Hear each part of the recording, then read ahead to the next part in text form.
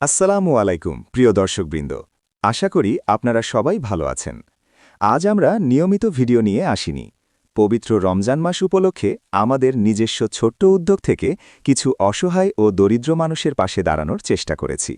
হয়তো খুব বেশি কিছু নয়, কিন্তু আন্তরিকতার সাথে সামান্যই সহায়তাই আমাদের বড় প্রাপ্তি।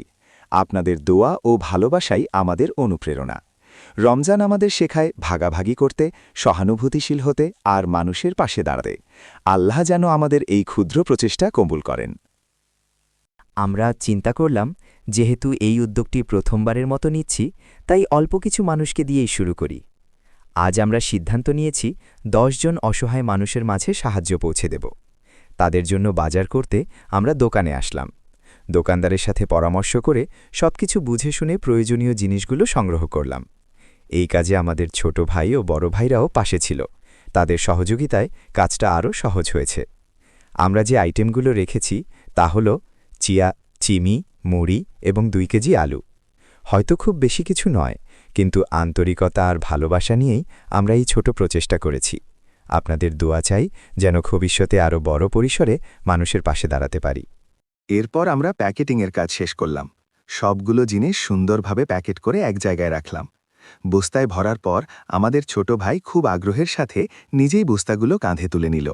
তার এই আন্তরিকতা সত্যিই আমাদের মন ছুঁয়ে গেছে। তারপর যেহেতু এগুলো গরিব ও অসহায় মানুষের মাঝে পৌঁছে দিতে হবে, তাই আমরা একটি রিক্সা ভাড়া করলাম। সব বস্তা রিক্সায় তুলে নিয়ে রওনা দিলাম তাদের খোঁজে, যারা সত্যিই এই সহায়তার অপেক্ষায় আছে। হয়তো আমাদের সামর্থ্য কম, কিন্তু ইচ্ছাটা ছিল অনেক বড়। আল্লাহ যেন আমাদের এই ছোট প্রচেষ্টা কবুল করেন। আমিন। তারপর আমরা রিক্সা নিয়ে বিভিন্ন জায়গায় ঘুরতে থাকলাম। যাদের দেখে মনে হয়েছে সত্যিই তাদের সাহায্য দরকার, তাদের হাতেই আমরা আমাদের সামান্য উপহার পৌঁছে দিয়েছি। সাহায্যটি হাতে পাওয়ার পর তাদের সেই হাসি, সত্যি বলতে সেই হাসিই ছিল আমাদের সবচেয়ে বড় প্রাপ্তি। তাদের আনন্দ দেখে আমাদের মন ভরে গেছে। এটি ছিল আমাদের প্রথমবারের মতো এমন একটি উদ্যোগ ও ভিডিওতে যদি কোনো ভুল ত্রুটি হয়ে থাকে, আপনারা দয়া করে ক্ষমাসুন্দর দৃষ্টিতে দেখবেন।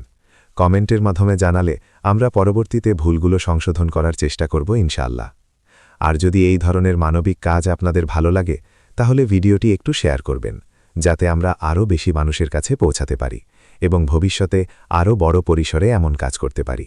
আপনাদের দোয়া ও ভালোবাসাই আমাদের শক্তি।